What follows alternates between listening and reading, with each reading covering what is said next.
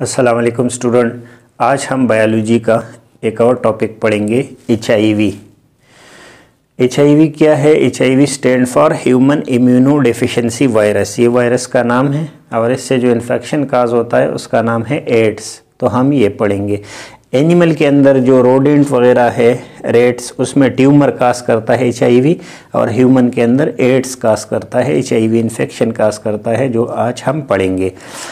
ये type of retro virus है। HIV जो जिस क्लास से बिलोंग करता है उसका नाम क्या है? Retro virus. That contain RNA and reverse transcriptase. इसके बारे में हमने ऑलरेडी लेक्चर दे दिया है कि HIV की जो स्ट्रक्चर है उसके अंदर हमने पढ़ा था कि उसके अंदर RNA है, जेनेटिक मटेरियल, और 3 टाइप्स ऑफ एंजाइम थे।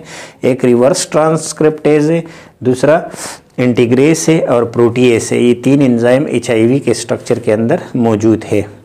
ये फिगर बाद में। अच्छा, HIV जो है, जो एड्स है, वो 35 to 40 मिलियन जो लोगों में अभी मौजूद है दुनिया के अंदर। 35 to 40 मिलियन पेशेंट है HIV के, जिससे 2 मिलियन डेथ होती है पर ईयर। हर साल 2 मिलियन लोग मर जाते हैं और 2.5 मिलियन जो लोग हैं वो न्यू पेशेंट बनते हैं, और ये डायग्नोज उसमें होता है 2.5 मिलियन में। तो ये डे बाय डे इंक्रीज होता है HIV। अब इसकी लाइफ साइकिल किस तरह है HIV की? तो HIV जब ह्यूमन बॉडी के अंदर आता है, किस तरीके से आता है हम उसको रिस्क फैक्टर्स में पढ़ेंगे। लेकिन बॉडी के अंदर जब आ जाता है तो ये किसके ऊपर अटैक करता है? ये लिम्फोसाइट के ऊपर अटैक करता है, क्योंकि लिम्फोसाइट के ऊपर इसका फेवरेट प्रोटीन होता है जिसका नाम है CD4। CD4 जहाँ पे होगा ये उसी सेल के ऊपर अटैक करेगा। तो लिम्फोसाइट के ऊपर है और लिम्फोसाइट के T हेल्पर सेल के ऊपर CD4 है। इसके अलावा मैक्रोफेज और डेंड्राइट्स के ऊपर भी CD4 प्रोटीन प्रेजेंट है। तो जहाँ जहाँ पे CD4 प्रोटीन होगा वहाँ पे अटैक करेगा ये वायरस, HIV वायरस। तो जब ये इसके ऊपर अटैक करेगा तो आगे तो जैसे आपने बैक्टीरियोफेज में पढ़ा था, सेम उसी तरह ये अपना जो जेनेटिक मटेरियल है और एंजाइम है ये उसके अंदर सेकंड स्टेज में इनकॉर्पोरेट करेगा। तो जब ये इसके अंदर इंजेक्ट करेगा RNA और एंजाइम को, तो थर्ड स्टेप में DNA फॉर्मेशन होगा, यानी इसका जो RNA था इससे DNA बन जाएगा ह्यूमन सेल के अंदर। और ये कौन बनाएगा? रिवर्स ट्रांसक्रिप्टेज एंजाइम की मदद से हमारे पास DNA बन जाएगा इस RNA से, क्योंकि इसके साथ ऐसा एंजाइम था जो इसको कन्वर्ट कर सकता है इसमें।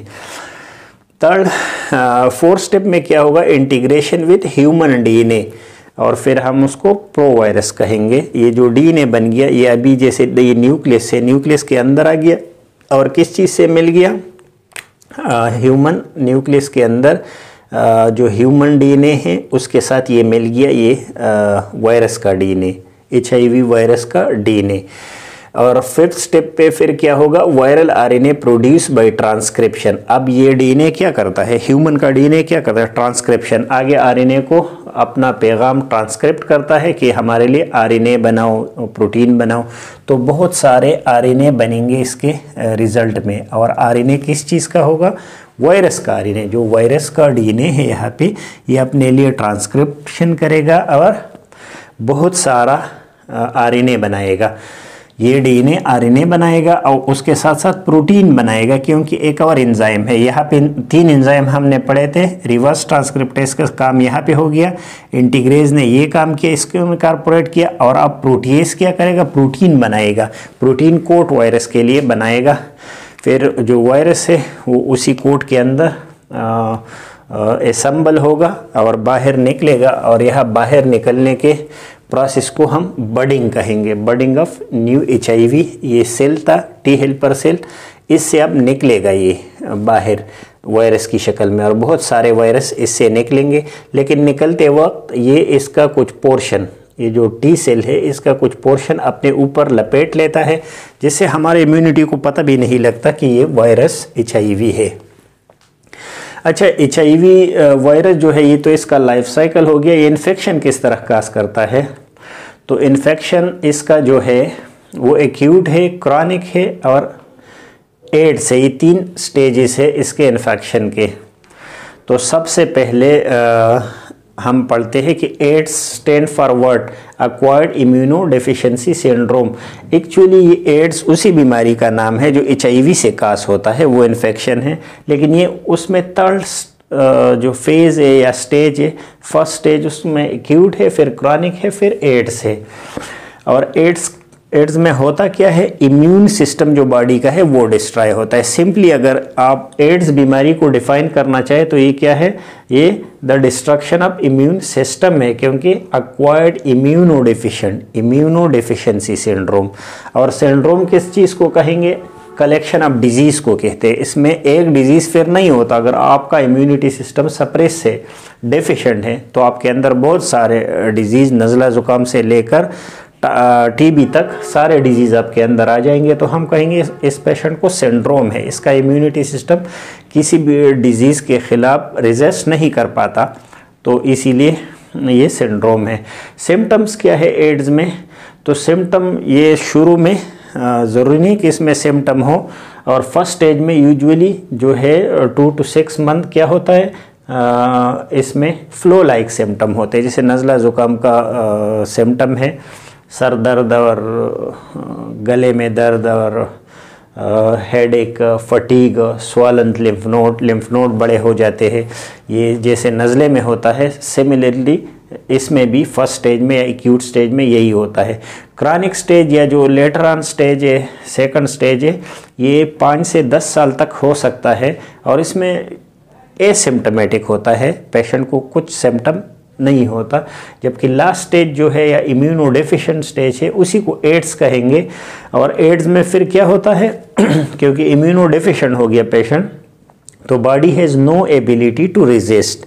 अभी बॉडी के अंदर वो ताकत नहीं है कि ये रेजिस्ट कर पाए माइक्रोबियल अटैक को, तो कोई भी इन्फेक्शन अंदर आ सकता है। इसीलिए हमने लिखा है कि अ वेराइटी ऑफ डिजीज़ अकर, और इसी को सिंड्रोम कहेंगे। और ये जो वेराइटी ऑफ डिजीज़ हो गए वीक इम्यूनो सिस्टम से फ़ायदा उठा के, इसी को हम अपॉर्चुनिस्टिक इन्फेक्शन भी कहते हैं। अपॉर्चुनिटी से इसने फ़ायदा लिया कि सिस्टम वीक है तो ये अंदर आ गए। अपॉर्चुनिस्टिक इन्फेक्शन कौन कौन से, सीवियर बैक्टीरियल इन्फेक्शन है, निमोनिया है, TB है, और कैंडिडियासिस है। कैंडिडियासिस ओरल भी, वेजाइनल भी, और पार्टिकुलरली लोअर रेस्पिरेटरी ट्रैक का कैंडिडियासिस मीन फंगल इन्फेक्शन, ये होगा, फंगल इन्फेक्शन होगा। फंगल इन्फेक्शन हमेशा उस पेशेंट में होगा जो इम्यूनो डेफिशिएंट हो या इम्यूनो सप्रेसिव हो, जिसकी इम्यूनिटी सही तरीके से काम नहीं कर रही होगी।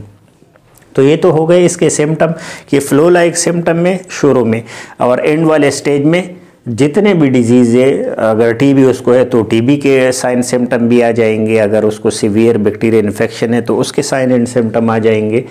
फिर रिस्क फैक्टर, एक तो एग्जैक्ट काज हमें पता है एड्स का कि एग्जैक्ट काज इसका HIV वायरस है। अब ये HIV वायरस किन लोगों में ज़्यादा इसकी पॉसिबिलिटी है, तो उसी को हम रिस्क फैक्टर्स कहते हैं। तो ये सारे जो है ये HIV के रिस्क फैक्टर है। नंबर 1 बाय ब्लड ट्रांसफ्यूजन, अगर आप ब्लड ट्रांसफ्यूजन करते हैं, जैसे थैलेसीमिया का पेशेंट है, उसको बार बार ब्लड ट्रांसफ्यूजन की ज़रूरत पड़ती है, और आप उसकी प्रॉपर स्क्रीनिंग नहीं करते, तो पॉसिबिलिटी है कि आप HIV को पास करोगे। अनसेफ सेक्सुअल कॉन्टैक्ट है, जो कि आप सेफ तरीके से नहीं कर रहे, अगर आपका पार्टनर पेशेंट है HIV का, अगर मेल पेशेंट HIV का बीमार है और अगर फीमेल, तो पॉसिबल है कि दूसरे पार्टनर तक वो ट्रांसफ़र हो सके।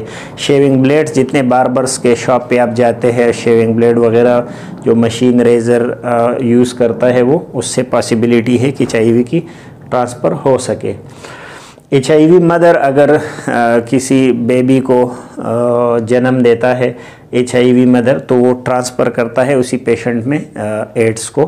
ब्रेस्ट मिल्क से पॉसिबिलिटी है, रिसर्च पेपर है कि ब्रेस्ट मिल्क से भी HIV जो है इन्फेक्शन वो कास होता है। हेल्थ केयर वर्कर्स के अंदर ये ज़्यादा प्रॉन होते हैं, इसी इन्फेक्शन में ज़्यादा रिस्क होता है, क्योंकि प्रिक नीडल का या कुछ दूसरे प्रोसीजर्स में डॉक्टर, पैरामेडिक्स, नर्सेस को ये पॉसिबल है कि ये हो जाए। Contaminated surgical equipment, contaminated surgical equipment का ये मतलब है कि जैसे किसी डेंटिस्ट ने आपके लिए दांत निकाला और उससे पहले उसी इक्विपमेंट को उसने HIV पेशेंट के लिए यूज़ किया था, तो उसने क्या किया, उसने ट्रांसफ़र किया। तो स्टरलाइजेशन प्रॉपर बहुत ज़्यादा ज़रूरी है। अब हम अगर प्रिवेंशन पढ़ेंगे तो अगर हमें इसका पता हो रिस्क फैक्टर का, तो इसी को अवॉइड द रिस्क फैक्टर करेंगे तो हमारे पास प्रिवेंशन हो जाएगा। जैसे like for example blood transfusion से पहले स्क्रीनिंग करना पड़ेगा, सेक्सुअल कांटेक्ट से पहले सेफ सेक्सुअल कांटेक्ट करना पड़ेगा, या जो नेचुरल वे है या इस्लामिक एथिक्स जो है कि एक पार्टनर होना चाहिए। शेविंग ब्लेड जो है उसको स्टरलाइज करेंगे, वो डिस्पोजेबल होता है, उसको चेंज करेंगे, या सिरंजेस जितने हैं उसको हम डिस्पोजेबल सिरंज, एक पेशेंट के लिए एक सिरंज यूज़ करेंगे, दोबारा नहीं यूज़ करेंगे। सेम उसी तरह HIV मदर जो है वो प्रेगनेंसी प्लान नहीं करेगी, ब्रेस्ट मिल्क तो अवॉइड करेगी ऐसा पेशेंट। हेल्थ केयर वर्कर्स जो है वो प्रॉपर जो प्रिकॉशन है वो लेंगे, और कंटामिनेटेड सर्जिकल इक्विपमेंट की हम या तो उसको दोबारा यूज़ ही नहीं करेंगे, और जो यूज़ करेंगे उसकी प्रॉपर स्टरलाइजेशन करेंगे।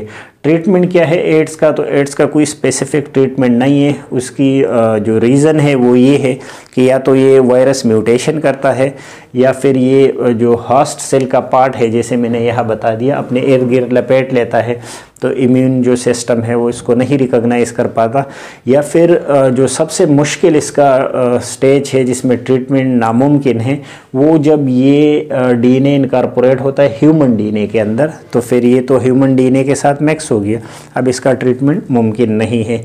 लेकिन हम इसको थेरेपी देते हैं हार्ट के नाम से, highly active anti retroviral therapy, highly active anti retroviral therapy. ये कुछ एंटीवायरल ड्रग है इसी वायरस के लिए हम देते हैं। इससे जो पेशेंट है उसकी जो लाइफ है वो आसान हो जाती है और प्रोलॉन्ग हो जाती है। तो हम इसकी जो लाइफ स्टैंडर्ड को इंक्रीज़ करते हैं इसी ड्रग के थ्रू, और सिम्टोमेटिक ट्रीटमेंट देते हैं। जैसे अगर कोई दूसरी अपॉर्चुनिस्टिक इन्फेक्शन हो गया है तो हम उसकी ट्रीटमेंट करते हैं ताकि पेशेंट आराम से हो। बाकी इसका कोई स्पेसिफिक ट्रीटमेंट नहीं है। होप आपको मेरा ये लेक्चर समझ में आया होगा। नेक्स्ट लेक्चर में फिर मिलते हैं। अल्लाह हाफ़िज़।